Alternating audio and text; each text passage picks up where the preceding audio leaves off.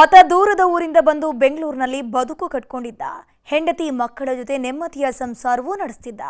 ಆದರೆ 2 ಲಕ್ಷ ಹಣಕ್ಕೆ ಶುರುವಾದ ಗಲಾಟೆ ಪತ್ನಿಯ ಹೆಣ ಉರುಳಿಸುವಂತೆ ಮಾಡಿದೆ.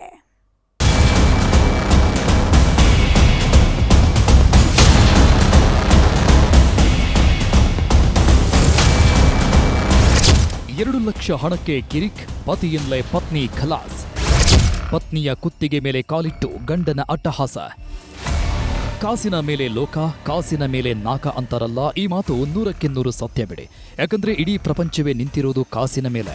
ಅಷ್ಟೇ ಯಾಕೆ, ಗಂಡ ಹೆಂಡತಿ ಸಂಬಂಧ ಕೂಡ ಹಣದ ಮುಂದೆ ಲೆಕ್ಕಕ್ಕಿಲ್ಲ ಎನ್ನುವಂತಾಗಿದೆ. ಯಾಕಂದ್ರೆ ಜಸ್ಟ್ 2 ಲಕ್ಷದ ವಿಷಯಕ್ಕೆ ಗಂಡನೇ ಹೆಂಡತಿ ಕೊಂದಿದ್ದಾನೆ. ಪತ್ನಿಯ ಕುತ್ತಿಗೆ ಮೇಲೆ ಕಾಲಿಟ್ಟು ಒಂದೇ ಏಟಿಗೆ ಪತ್ನಿಯ ಪ್ರಾಣ ಪಕ್ಷಿ ಹಾರಿಸಿದ್ದಾನೆ.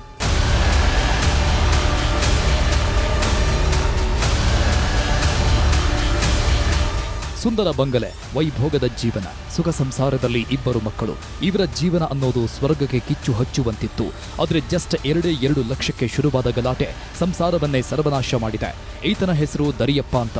ಮೂಲತಃ ಬೆಳಗಾವಿ ಮೂಲದವರು. 19 ವರ್ಷದ ಹಿಂದೆ ಕಾವ್ಯ ಎಂಬಾಕೆಯ ಕೈ ಹಿಡಿದು ಬೆಂಗಳೂರಿನ ನಾಗಸಂದ್ರದ HMT ಲೇಔಟ್ಗೆ ಬಂದು ಬದುಕು ಕಟ್ಟಿಕೊಂಡಿದ್ರು.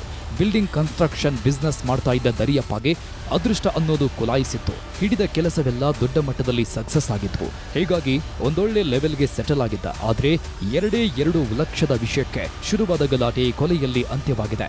ಆಂಜನೇಯಗೆ ದಿನ ಹೋಗೋಳು, ದಿನ ಸಿಗೋರು ಮಾತಾಡ್ಸಕ್ಕೆ. ನಾನೀಗ ಅಯ್ಯೋ ನನಗೆ ಗೊತ್ತೇ ಇಲ್ಲ ರೀ, ಈಗ 1 ಗಂಟೆಗೆ ಹಿಂಗೆ ಹೋಗಿದ್ದೀನಿ. ಆಮೇಲೆ ಯಾರೋ ನನ್ನ ಫ್ರೆಂಡ್ ಫೋನ್ ಮಾಡಿ ಹಿಂಗಂತ ಇದ್ದಾರೆ, ನಿಮ್ಮ ಮನೆ ಹತ್ರ ಎಷ್ಟೊಂದು ಜನ ಪೊಲೀಸ್ನರಿದ್ದಾರೆ, ಯಾಕೆ ಅಂತ. ಆಮೇಲೆ ನಾನು ಆಚೆ ಬಂದಮೇಲೆ ಹಿಂಗೆ ಗೊತ್ತಾಗಿದ್ದು ರೀ. ಇದುವರೆಗೂ ಗೊತ್ತಾಗಲೇ ಇಲ್ಲ ನನಗೆ. ಇತ್ತೀಚೆಗೆ ದರಿಯಪ್ಪನ ಸಹೋದರನಿಗೆ ಏನೋ ಸಮಸ್ಯೆ ಎದುರಾಗಿತ್ತಂತೆ. ಹೀಗಾಗಿ 2 ಲಕ್ಷ ಹಣ ಕೊಡೋದಕ್ಕೆ ದರಿಯಪ್ಪ ಮುಂದಾಗಿದ್ದ. ಆದರೆ ಇದಕ್ಕೆ ದರಿಯಪ್ಪನ ಪತ್ನಿ ಅಡ್ಡಗಾಲಿಟ್ಟಿದ್ಲು. ಯಾವುದೇ ಕಾರಣಕ್ಕೂ ಹಣ ಕೊಡಬೇಡಿ ಅಂತ ಗಲಾಟೆ ಶುರು ಮಾಡಿದ್ಲು. ಇಬ್ಬರ ಮಧ್ಯೆ ಮಾತಿಗೆ ಮಾತು ಬೆಳೀತಾ ಇದ್ದಂತೆ ದರಿಯಪ್ಪ ರೊಚ್ಚಿಗೆದ್ದಿದ್ದಾನೆ. ತನ್ನ ಪತ್ನಿ ಕುತ್ತಿಗೆ ಮೇಲೆ ದೊಣ್ಣೆ ಇಟ್ಟು ಕಾಲಿನಿಂದ ತುಳಿದು ಉಸಿರು ನಿಲ್ಲಿಸಿದ್ದಾನೆ. ಯಾವಾಗ ಹೆಂಡತಿಯ ಪ್ರಾಣ ಹೋಯಿತೋ ಕಂಗಾಲಾಗಿ ಹೋಗಿದ್ದಾನೆ.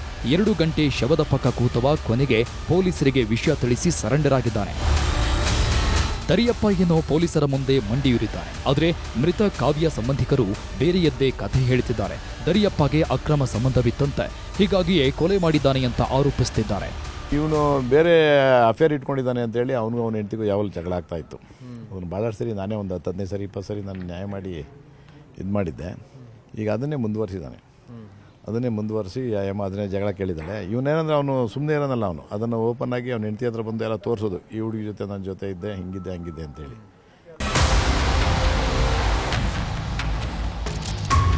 ಒಟ್ನಲ್ಲಿ ಹಣದ ವಿಷಯಕ್ಕೆ ಹೆಣ ಬಿತ್ತೋ ಅಥವಾ ಅಕ್ರಮ ಸಂಬಂಧಕ್ಕೆ ಹೆಣ ಉರುಳಿಸಿದ್ದೋ ಗೊತ್ತಿಲ್ಲ. ಪೊಲೀಸರ ತನಿಖೆ ನಂತರವೇ ಅಸಲಿ ಸತ್ಯ ಹೊರಬೀಳಬೇಕಿದೆ. ಕ್ಯಾಮರಾ ಪರ್ಸನ್ ಗುರುಶೇಖರ್ ಜೊತೆ ಗಂಗಾಧರ ವಾಗಟ, ಕ್ರೈಮ್ ಬ್ಯೂರೋ, ನ್ಯೂಸ್ 18.